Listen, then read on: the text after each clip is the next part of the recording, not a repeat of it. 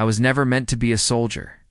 My name will not be etched into any history book, and perhaps that is fitting, for I was once just an ordinary man. Before the war came crashing into our lives, I worked the fields outside a small town in Ohio. Dawn to dusk. My hands were calloused from plowing the soil, my clothes forever smelling of earth and sweat. It was hard work, but it was honest, and it kept food on the table for the people I loved most. I had a wife, Mary, with hair the color of wheat in summer, and eyes that always seemed to see right through my worry. Together we had a little boy, barely learning his first words when the world began to fall apart. Every evening, I would come home tired yet grateful, lifting my son into my arms as he giggled, while Mary set bread on the table. In those moments, life felt whole, untouched by the storms that rumbled far across the ocean. Asterisk. I grew up in that same town, where the streets were dusty in summer and caked with ice in winter. Everyone knew everyone else. News traveled faster than the wind that swept across the cornfields. Life was simple, predictable, and in that simplicity lay a kind of comfort. On Sundays, the church bells rang, calling families together. After service, neighbors gathered on porches, sharing pie, laughter, and the small troubles of ordinary life. Mary and I had known each other since childhood. She was the girl who sat 2 rows ahead of me in school, always with her nose in a book and a quick smile when she caught me staring. We married young, not because of haste, but because it felt as natural as breathing. When our son Daniel was born, I thought my life had reached its peak. His first cries echoed like music in the small hospital room. And holding him against my chest, I promised silently that I would protect him. No matter the cost, our home was modest. A wooden house with peeling paint and a porch swing that creaked in the wind. Yet within those walls was warmth, laughter, and the small joys of family life. I never asked for more. Each night, as I watched Mary rocking Daniel to sleep, I believed the world outside could never intrude upon our happiness. Asterisk. That fragile peace shattered on a Sunday morning in December 1941. I remembered the moment. Clearly news crackling over the radio in our kitchen, Mary standing frozen with flour still on her hands, Daniel babbling in his high chair. Pearl Harbor attacked. Words that felt like thunder rolling in from across the sea, shaking even our quiet town. Within days, posters lined the streets urging young men to serve. At the general store, conversations turned fierce. Who had already enlisted? Who would be called next? There was pride in the air, but also fear, though few admitted it aloud. To sit idle while others marched away felt almost like betrayal. I wrestled with the choice. My heart wanted to Stamari's touch. Daniel's laughter were the anchors of my life. Yet every headline, every neighbor's glance, seemed to ask the same unspoken question. Will you do your part? In the end, the decision was less a choice and more a tide sweeping me forward. I signed my name not with eagerness, but with a heavy resolve. Mary tried to be brave when I told her. She smiled, though her eyes betrayed her. That night, as I held her close, Daniel asleep between us, I felt both proud and terrified. Proud that I would stand for something greater. Terrified that in doing so, I might never come home. Asterisk. Once the nation was thrust into war, life changed overnight. The quiet streets of my hometown grew restless with the sound of trains carrying young men eastward. Their faces pressed against windows as families waved goodbye. At the post office, mothers stood with trembling hands, clutching envelopes that bore government seals, praying their sons would not be the next name read aloud in grief. Even before I left, the war reached into our kitchen. Coffee, sugar, gasoline, all rationed. Mary received small booklets of coupons, carefully cutting them out as if they were treasure. She began working part-time at the local mill, her hands blistering from the same machines her father once operated. Like so many women, she carried the weight of both home and war effort. While I prepared to depart, flags sprouted in windows, each with a star. Blue for sons, serving gold for those who would never return. Every block bore these silent markers of sacrifice. The papers were filled with maps, arrows cutting across oceans, and grim headlines. German forces sweeping through Europe, Japanese soldiers advancing in the Pacific. The radio, once a source of music and ball games, now spoke in the language of war casualty counts, speeches, rallying cries. It was impossible not to feel that the world itself teetered on a knife's edge. And so I, a man who once thought only of corn harvests and Sunday sermons, now stood among thousands preparing to cross the ocean. I could not shake the feeling that history had reached into our small town and taken me by the collar, demanding that I play my part. Asterisk the day I boarded the train is etched in my memory as if carved in stone. The platform was crowded with wives, children, parents clinging to their loved ones, each goodbye stretched thin with fear. Mary held Daniel in her arms, his small hands reaching toward me, unaware of what it meant for his father to leave. I kissed them both, my lips lingering on Mary's forehead, silently begging for time to stand still. The whistle blew, sharp and merciless. I climbed aboard with my duffel slung over my shoulder, forcing myself not to look back too long. Through the window, I saw Mary waving, her smile trembling, Daniel squirming against her shoulder. I pressed my palm to the glass, as if I could bridge the distance already growing between us. That night, in a barracks lit dimly by a single bulb, I wrote my first letter home. My hands shook as I put pen to paper, yet I tried to make my words steady. My dearest Mary, I am safe. The camp is noisy and strange, but I am thinking of you and Daniel every moment. Take care of our boy and know that I will come back to you. I promise. Yours always, John. I sealed the envelope with a promise that would echo through every mile ahead. I will return. The first days of training stripped away whatever illusions I still carried about soldiering. The moment we arrived at camp, they herded us into long lines, barking orders like we were cattle. The first thing they did was shear off our hair, buzzing clippers leaving my scalp raw and cold. I remember running a hand over the stubble and feeling like I was already someone else. No longer the farmer from Ohio, but a number in olive drab. They issued us uniforms itchy wool that hung heavy on the shoulders and boots so stiff they chewed blisters into my heels. We were told to wear them in, but how does one wear in something while marching 10 miles in the rain? My feet bled through my socks before the week was out. Reveille blasted at 5 every morning, trumpet shriek that tore us from shallow sleep. We stumbled into formation, breath fogging in the chill. Sergeants pacing with voices like whips. Push-ups until our arms quivered, runs until our lungs burned. They wanted to break us down, and they did. I thought I knew hard work from the farm, but this was different. It was a test of body and will, designed to grind us into uniform pieces. Meals were no comfort. The mess hall stank of boiled cabbage and burnt coffee. Tin trays rattled in our hands as we shoveled down watery stew. Gray meat that might have been beef or not, it hardly mattered. Hunger was the only seasoning. I often thought of Mary's cooking, of warm bread and butter melting on my tongue, and my stomach ached not just with emptiness but with longing. We learned to handle rifles. The M1 Garand, its wooden stock, cold against the cheek. The first time I fired it, the recoil slammed into my shoulder so hard it left a bruise. Still, there was something sobering about the weight of that weapon. Each round meant life or death, though none of us dared say it. We practiced crawling under barbed wire while machine guns rattled overhead, live rounds cracking the air. The dirt smeared into my teeth, the acrid smell of gunpowder filling my lungs. More than once I wondered, would I ever fire this rifle at another man? At night, exhaustion claimed us quickly, but sleep brought no peace. Snores mixed with whispered prayers. Some men cried quietly into their blankets, hoping no one would hear. I wrote letters whenever I could, scribbling under dim light. Ink smudged by my tired hands. My dearest Mary, I wrote in one, training is hard, harder than I ever imagined. The days are long, and my body aches in every bone. But I think of you and Daniel, and that thought pushes me forward. When I feel I can't take another step, I imagine your smile and our boy's laugh. And somehow, I keep moving.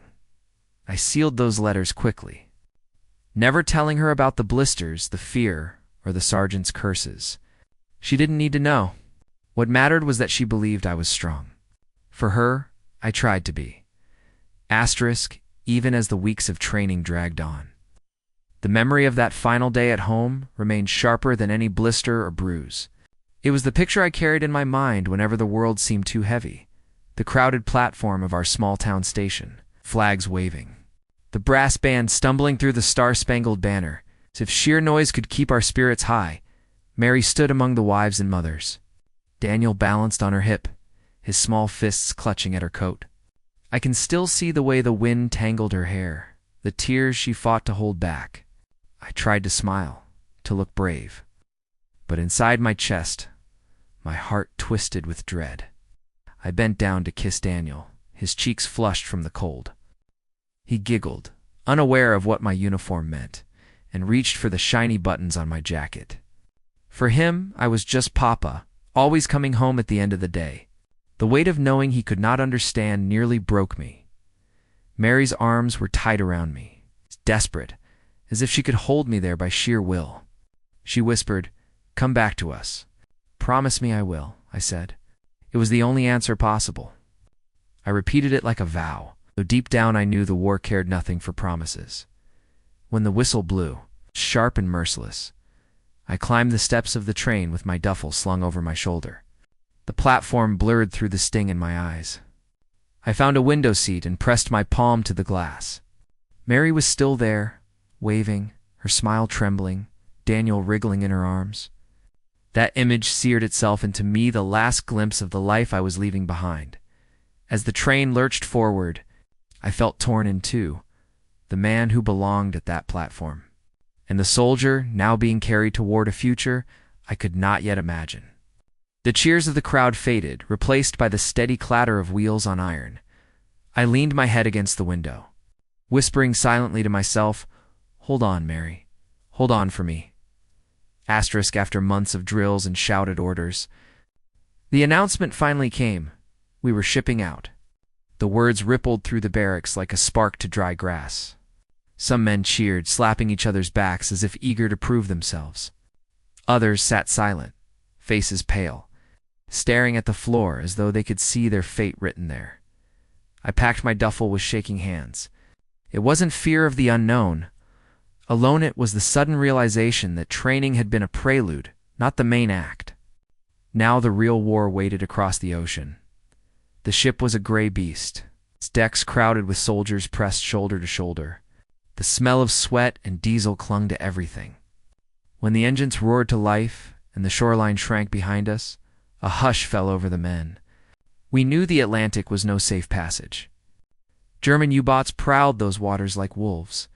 Each night, when the lights dimmed and the ship rocked beneath us, I lay awake listening for the sound of torpedoes cutting through the dark. To keep my mind steady, I wrote to Mary. "My dearest," I scribbled under the dim glow of a single bulb, "I don't know where they're sending us, but I carry you and Daniel with me.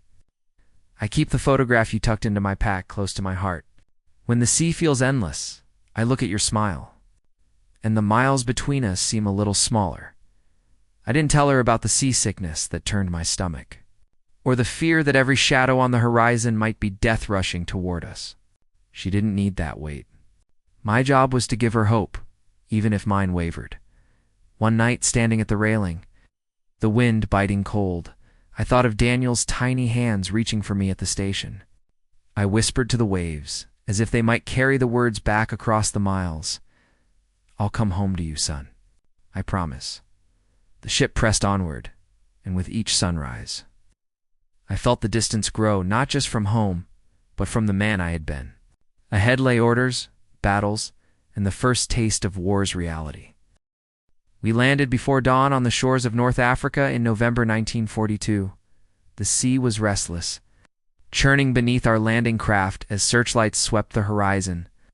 My rifle felt impossibly heavy in my hands, though I clutched it as if it were the only thing tethering me to courage. Around me, men muttered prayers, some clutching rosaries, others simply staring blankly ahead. As the ramp dropped, the world erupted. Naval guns thundered from behind us, their flashes tearing open the night sky. The air smelled of cordite and salt, smoke rolling in from the coast. Orders barked, feet splashed into the surf. And suddenly, we were running, stumbling, toward a shore I had never seen before. Bullets cracked overhead, snapping into the sand, and the cries of the wounded pierced the chaos. I remember tripping over a man whose helmet had been blown clear off, his eyes wide with disbelief even as life left him. My boots sank in wet sand, my legs pumping more from instinct than bravery. We pressed inland, ducking behind dunes, firing at shadows in the haze. The French defenders were not the Germans we had trained for, yet the terror was no less real. Each muzzle flash, each shouted command, felt like a test I was bound to fail. When it was over, at least for that day, we crouched in a shallow foxhole, the air still thick with smoke. My hands shook as I reloaded, though no one was firing anymore. Around me, men were silent, staring at nothing, their faces streaked with grime and fear. That night, under a foreign sky, I wrote to Mary again. My love, we've arrived safely. The place is warm, with palm trees I never thought I'd see outside of postcards. Don't worry about me. The food is different, but I am strong. Give Daniel a kiss for me and tell him his papa is thinking of him always. I didn't mention the bodies on the beach, or the way my stomach still churned from the smell of burning. Instead, I folded the paper carefully, sealing the truth behind words meant to soothe. The war had opened its jaws, and I had stepped inside. Asterisk, my dearest Mary, I hope this letter finds you well and that Daniel is growing strong. I imagine him running through the yard now, his laughter chasing the autumn leaves. The thought of it keeps me warm in this strange place. We are far from home, farther than I ever dreamed I would travel. The land here is sun-baked and dry, with palm trees swaying against skies that never seem to end. At night, the stars are brighter than back in Ohio, as though the heavens themselves lean closer to watch. I want you to know that I am safe. The days are long, the work is hard, but I am holding on. I carry your picture with me always. It rests against my heart beneath this uniform. When I grow weary, I take it out, and it feels like I am home again, even if just for a moment. Do not trouble yourself with worry. Think of me as strong, unshaken, doing my duty with pride.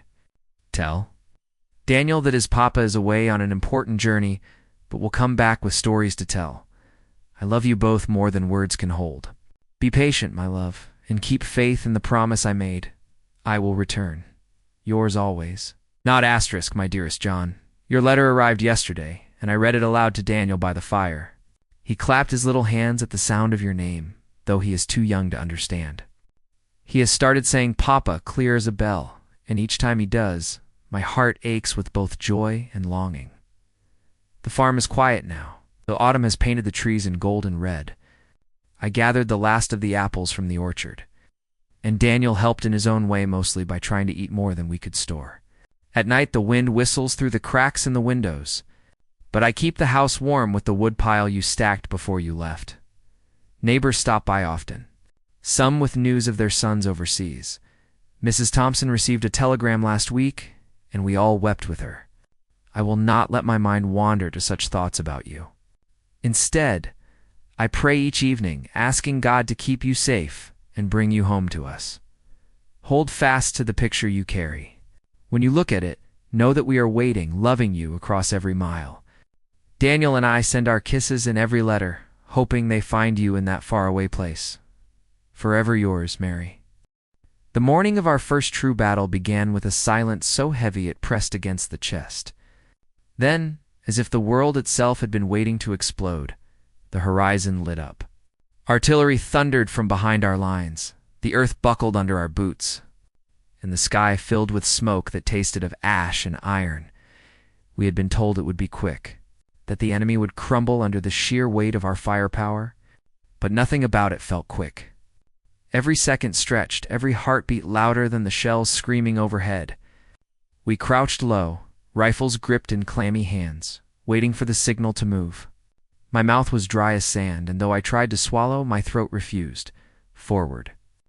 The command ripped through the chaos, and suddenly we were running. The field ahead was open, too open. Bullets whined past like angry hornets, smacking into dirt, tearing into flesh. Men dropped around me, some with a cry, others with nothing more than a dull thud. I forced my legs to keep moving, boots pounding through mud that sucked at every step. The smell was the worst burning powder, churned earth, and the metallic tang of blood already pooling in the soil.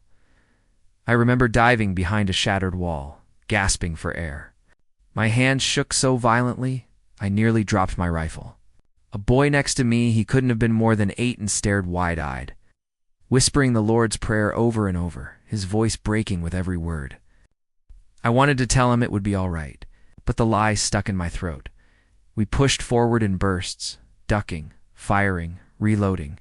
The enemy was dug in, invisible, but everywhere.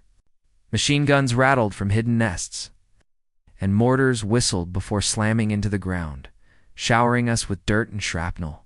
At one point, the man ahead of me stumbled, his helmet flying off, and I nearly tripped over his body. I didn't stop. I couldn't.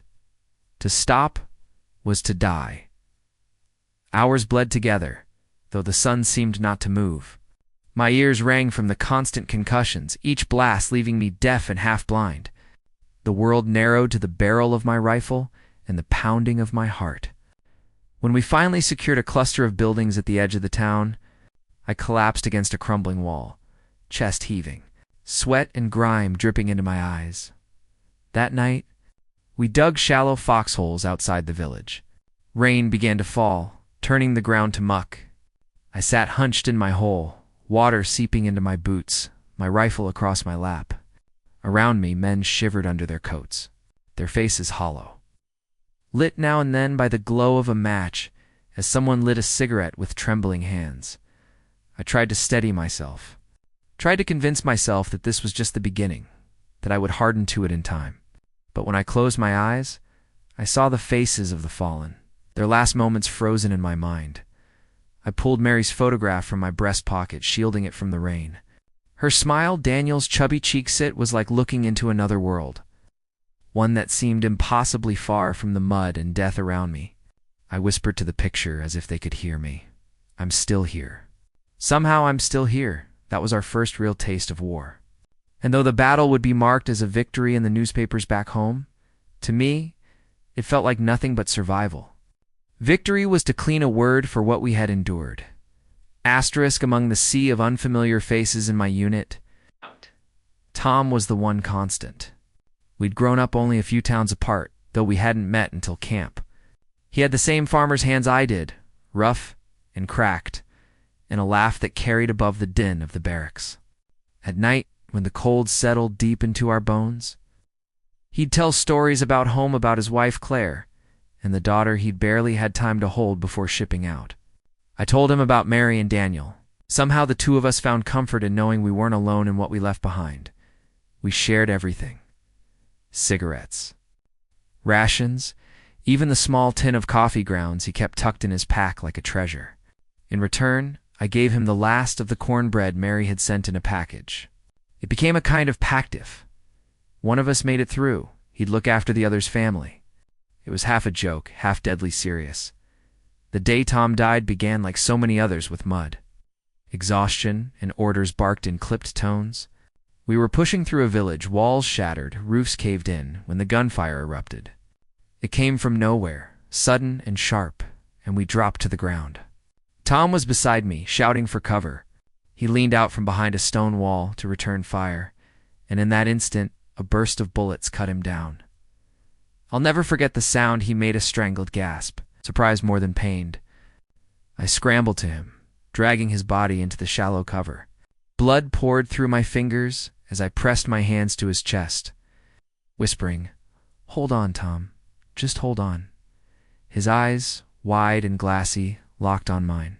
He tried to speak, lips forming words that never came. Then he was gone.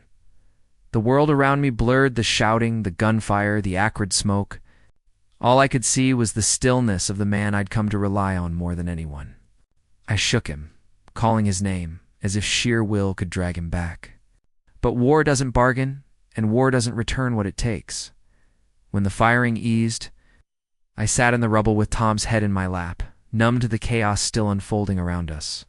Someone shouted for me to move, to keep pushing forward, but I couldn't, not yet. Leaving him there felt like abandoning a piece of myself. Finally, I pried his dog tags from around his neck, slipping them into my pocket with hands that trembled. It was all I could carry home for Claire and his little girl. That night, in the foxhole, I couldn't bring myself to eat. The others smoked in silence, each lost in his own grief, but none spoke of it. Death was already too common, too close. Yet for me, it wasn't just another casualty. It was my friend, my brother in all but blood. I stared at the stars through the haze of smoke, clutching the tags in my palm until the edges cut into my skin. I thought of Claire holding her child, waiting for letters that would never come. I thought of Mary, who might one day face the same silence. And for the first time, the enormity of the war sank in, not as maps or speeches, but as a hole torn into the fabric of an ordinary life. Tom's laughter still echoed in my ears, even as the night pressed down, heavy and merciless. Asterisk, my dearest Mary, I've tried to write this letter more times than I can count. Each time the words come out wrong, or not at all. The truth feels too heavy to put on paper, and yet silence feels like betrayal. So I'll write what I can, though some things may remain between the lines. The days have been long and hard. We move from one shattered village to the next, the air thick with dust and smoke. Sometimes it feels as if the world has forgotten what peace even looks like. I think often of home, the sound of Daniel's laughter, the smell of fresh bread in our kitchen. Those memories are the anchor that holds me steady. I lost a good friend, someone I came to depend on out here. We shared stories of home, spoke of the families waiting for us. He was brave, stronger than most, and he gave everything. I wish I could tell you more, but the word's not in my throat. Perhaps when I'm back, if I'm back, I'll find a way. For now, know only that he mattered to me and that his absence sits like a stone in my chest. I don't want you to worry. I am still here, still standing, still doing what I must. The nights are cold, but I keep your photograph close. When I look at it, I feel warmth that the war cannot steal. Kiss Daniel for me. Tell him his papa thinks of him every day, that I carry his smile into every dark place. And tell yourself, Mary, that I will hold to the promise I made at the station. I will come home to you. Somehow, I will dot yours always, John. After Tom's death, something inside me shifted. Until then, I had clung to the notion that this war was about duty, about defending freedom, about some larger purpose worth the cost.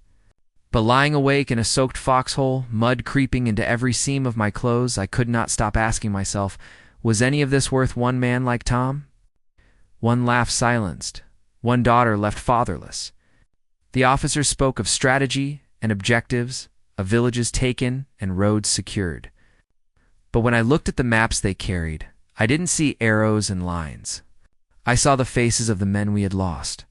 Each hill captured seemed paid for with someone's son, someone's husband. Someone who should have been back home teaching his boy to fish or rocking his little girl to sleep. I thought of Mary constantly. I pictured her sitting by the window darning socks by the dim light, Daniel asleep in the next room. Those were the moments I longed for, the smell of bread rising in the oven, the creak of the porch swing at dusk. The war made those small, ordinary details feel sacred. It's more valuable than any medal they could pin on my chest. But guilt gnawed at me. Every time I remembered Mary's smile, Tom's face rose in my mind, pale and still. Why did I get to keep dreaming of home while he lay cold in foreign soil? Why was I spared, even for another day, while better men fell beside me? There were moments I caught myself wishing for a wound bad enough to send me home but not bad enough to end me. A selfish thought, maybe even a cowardly one. Yet the longing to escape, the endless noise, the shells, the screams. The prayers cut short was overwhelming. The chaplain told us that suffering builds character, that God has a plan. But I found no comfort in sermons whispered over the dead. If there was a plan, it was written in blood and mud. No, and I wanted no part of it. Still, I pressed forward, because there was no choice. Each dawn meant another march, another fight, another roll of dice with death. I told myself that surviving one more day meant I was one day closer to keeping my promise to Mary and Daniel. That fragile hope became my only shield against despair. I began to realize that the war wasn't about the slogans shouted in speeches or the flags painted on helmets. For me, it narrowed to something smaller, more desperate, enduring long enough to return to the quiet life I once thought ordinary, but now understood was extraordinary beyond measure. And yet, in the darkest moments, I feared even if I did return, I would never again be the man who left that station platform. Asterisk. It was during the push through another nameless town that I first felt the sting of steel. A mortar exploded not 20 yards away, the blast hurling me into a ditch. My ears rang, the world spinning in a blur of smoke and dust. When I tried to move, a searing pain tore through my shoulder. My hand came away wet and red. The wound wasn't deep, the medic told me as he wrapped it tight. But the fire in my flesh said otherwise. I spent hours huddled in that ditch. Mud soaking into my uniform, rain dripping from the edges of my helmet. The shelling did not stop. Each explosion sent dirt cascading down, filling my mouth, choking me with grit. Men screamed nearby, voices cut short in an instant. I pressed myself into the earth, shaking, praying the next blast wouldn't have my name on it. Time ceased to exist. It was just thunder and fear, unending. When the barrage finally lifted, we stumbled forward into streets broken beyond recognition. Stone walls collapsed into piles of rubble, doorways gaping like wounds. And among the ruin were the bodies, not soldiers, but families. A mother cradling a child, their faces caked in ash, as if they had fallen asleep in the wrong place at the wrong time. An old man slumped against his shattered doorway, hands still clutching a rosary. I stood frozen, rifle hanging useless in my grasp. This was not the enemy we had come to fight. These were innocents, swept under the same tide that carried us all. The image seared itself into me, deeper than any wound could. That night, I wrote nothing. I could not. What words could carry the weight of that sight across an ocean without crushing the heart of the woman waiting for me? Instead, I lay awake, my shoulder throbbing, staring into the darkness.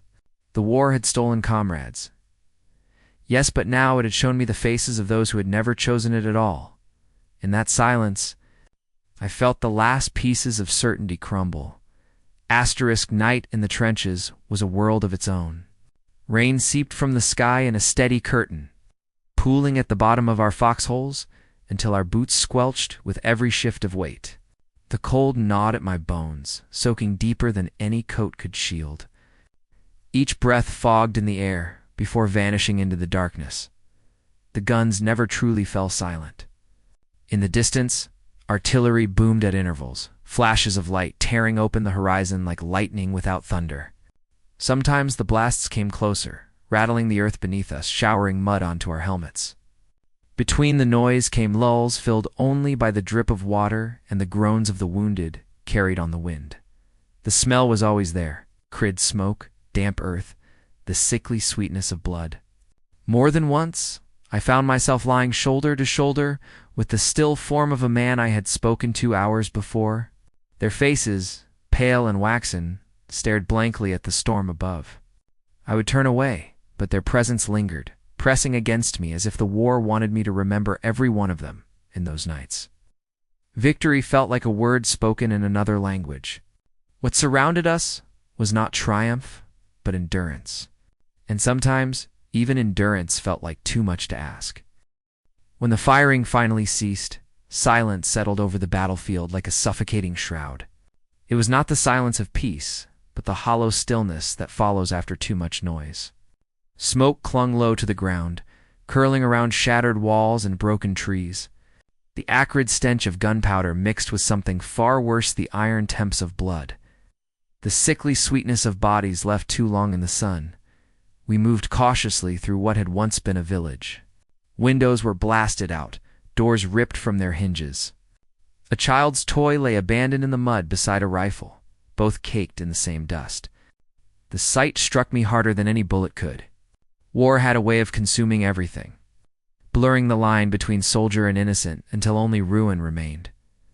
Around me, men walked in silence, their faces gray with exhaustion. No one spoke of victory.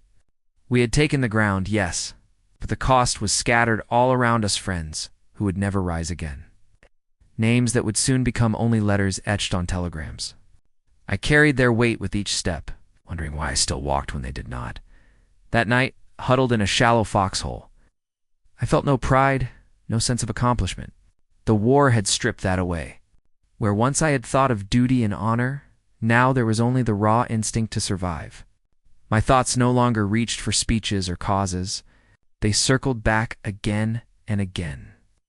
To Mary and Daniel, I realized then that I no longer cared for the larger war, the grand strategies, or the banners flapping above us. I cared only for living through the next hour. The next day long enough to keep the promise I had made on that train platform. Survival had become my only mission. Asterisk. The order came during another advance through the rubble of a bombed-out town. Our squad was moving street by street, darting from doorways to craters, when the ambush erupted. Machine guns raked the alleyways and mortars began to fall like hammers from the sky. We scattered, hugging walls, returning fire where we could. In the chaos, I saw Private Miller go down. He was just a boy 19, maybe 20, with freckles still bright beneath the dirt. A shell had thrown him into the open, and when he tried to crawl back, a burst of bullets pinned him down. His cries cut through the thunder of battle. "Help me, please!" The lieutenant barked at us to push forward, to keep pressing toward the objective.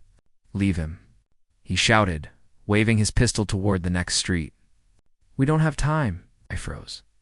Every instinct told me to obey. Training had drilled it into us. Hesitation costs lives. Disobedience fractures the unit. Yet when I looked at Miller, writhing in the dust, hands clawing at the ground, I saw Daniel's small frame in his place. My son, helpless, calling out for someone to come. I couldn't leave him. I broke from cover, sprinting across the open with bullets snapping past my ears. The ground kicked up in angry bursts, dirt spraying my face. I slid beside Miller, grabbing the straps of his webbing. His eyes widened, a mix of fear and desperate hope. "I've got you," I told him, though my own voice shook.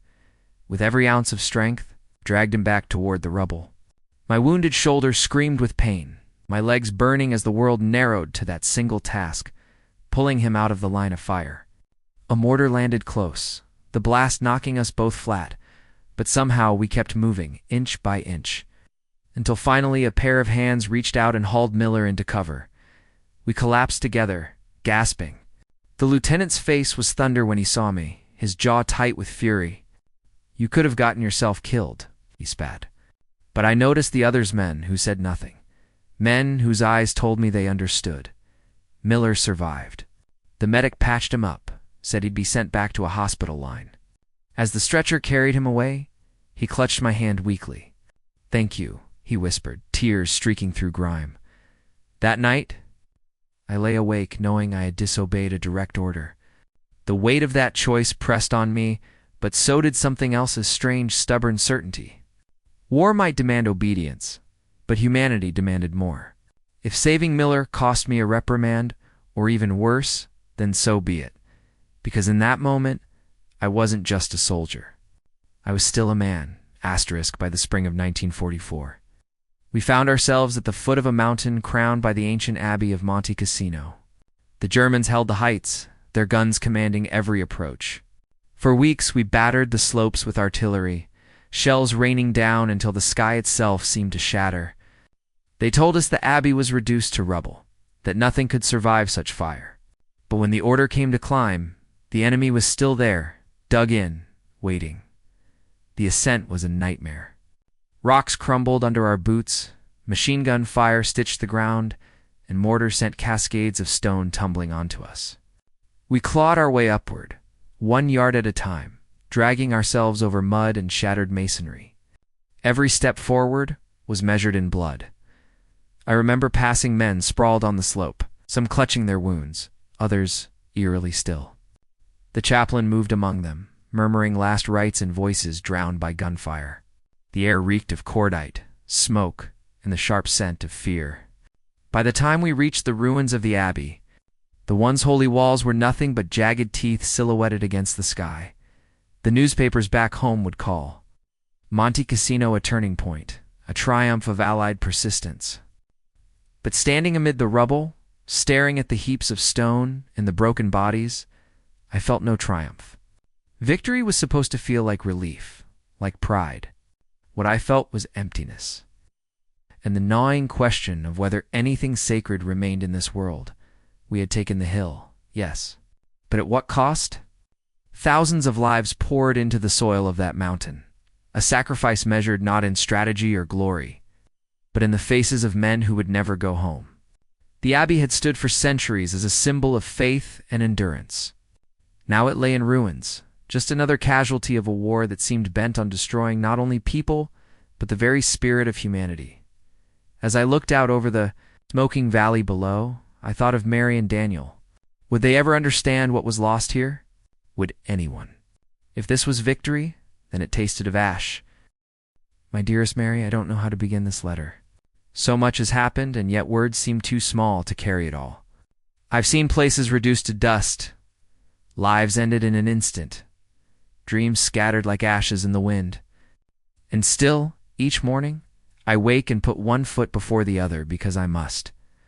I think often of you and Daniel. More than ever, I realize that the true measure of life is not in battles fought or ground gained, but in the simple moments we shared, the warmth of your hand in mine, the sound of our boys' laughter drifting through the house. Those memories are brighter than any medal, stronger than any speech. They are what keep me alive. I won't lie to you, Mary. This war has changed me.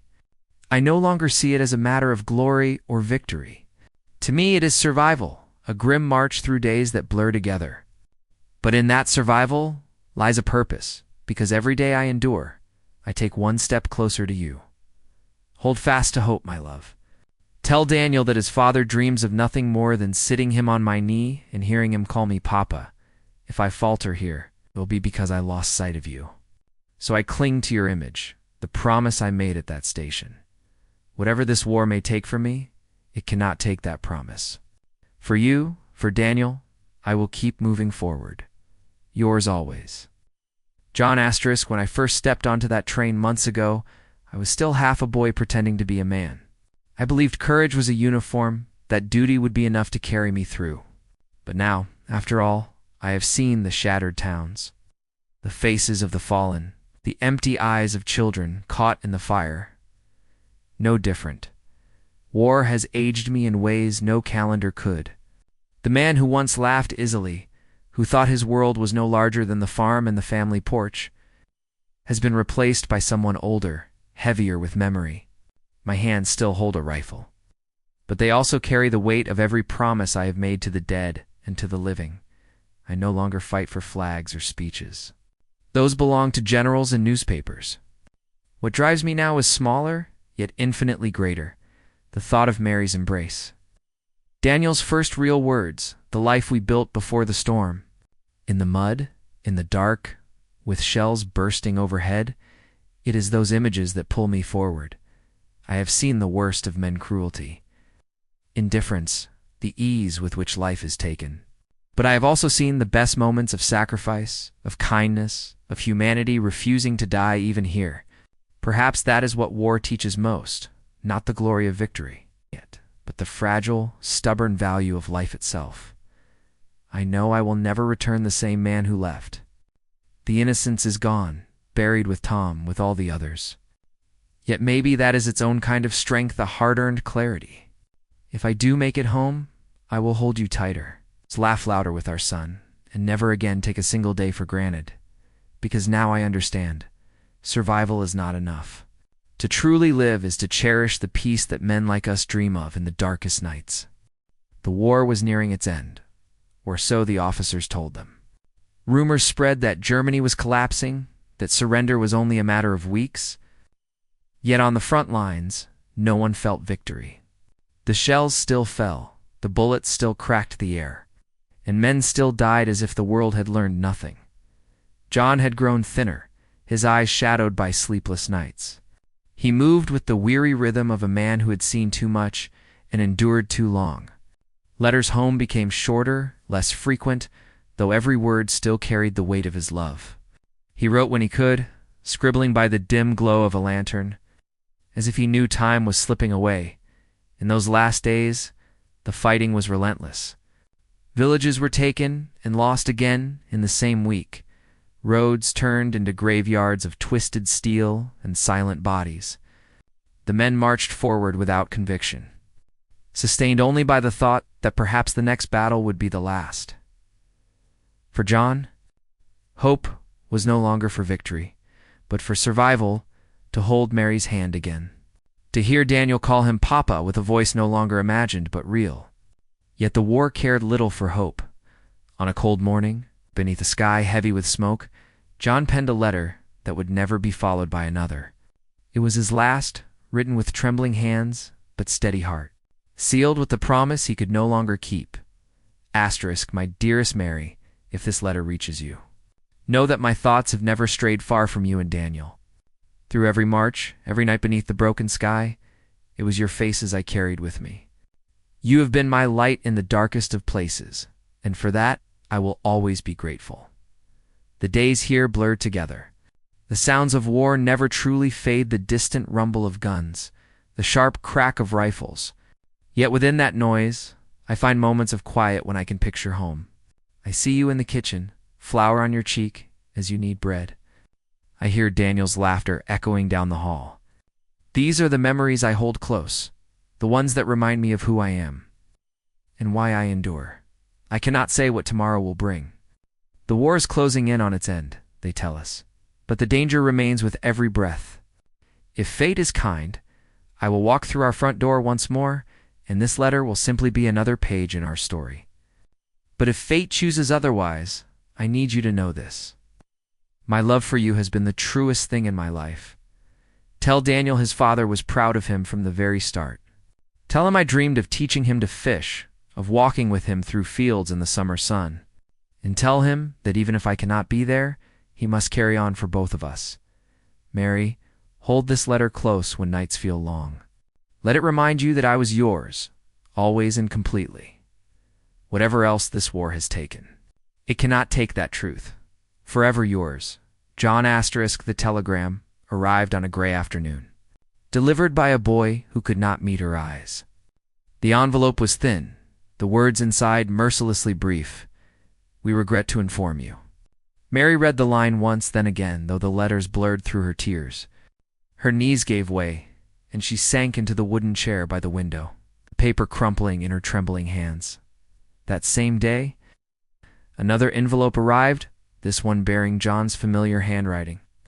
The last letter. She held it as if it were made of glass, unable to open it at first, afraid that once she read it, it would be all that remained of him. Daniel tugged at her dress, asking innocently, "Mama, is it from Papa?" She gathered her son onto her lap and broke the seal. John's words unfolded slowly, his voice alive again in the quiet of the kitchen. As she read aloud, her voice faltered, but she pressed on. Each sentence, a mixture of comfort and heartbreak. When she reached the end, whatever else this war has taken, it cannot take that truth. Forever yours, John. The room was silent, except for the sound of Daniel's small sniffles. The boy pressed his face against her shoulder, too young to fully understand, yet sensing the weight of what was lost. Mary closed her eyes, clutching the letter to her chest. Outside, the world moved on, the church bell tolled, neighbors passed by the window, but within that room, time seemed to stop. John was gone, yet his words remained. A thread binding the living to the dead. She whispered softly, as if John could still hear. You kept your promise, love. You came home, if only in this way. In the months that followed, the war finally ended. Bells rang in the town square, flags waved, and neighbors embraced with tears of relief. Yet for Mary, victory carried no triumph. She stood among the crowds holding Daniel's hand, her heart hollow, knowing the price her family had paid so that others might celebrate. Nights were the hardest. When the house fell quiet, she often awoke to the echo of John's words in her mind. Sometimes she imagined she heard his boots on the porch, his laughter drifting in through the kitchen door. But it was only memory, sharp and unyielding. Daniel grew, and with each year, the resemblance to his father deepened.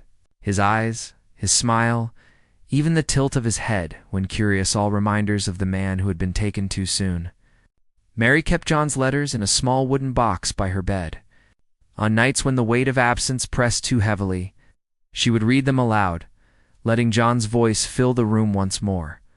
The scars of war did not fade. They lingered in dreams, in silences, in the empty chair at the dinner table. Yet within those scars lived something stronger: love. It endured when everything else had been stripped away. For Mary, John's legacy was not the uniform folded in a trunk, but the truth he left behind that love and memory are the only victories against time and war. Asterisk years later, Daniel would find the box of letters his mother kept so carefully. He traced the faded ink with small fingers grown older, hearing his father's voice echo across the silence of time. Each page was a bridge, carrying love across a gulf that war could not destroy. Mary, too, never stopped reading them. Even when her hair turned silver, she would sit by the window in the evening light, whispering John's words as though he were still beside her. The ache never disappeared, but it softened into something she could hold: a memory, not just a wound. In those letters, John had left more than promises. He had left a vision of laughter on summer porches, of children growing in peace, of a world where the guns would one day fall silent. His voice carried not just sorrow, but a plea that the next generation might be spared what his had endured. War had taken his life, but it had not taken his love. That love became his true legacy, echoing forward, reminding those left behind that memory is stronger than death and peace is worth every prayer.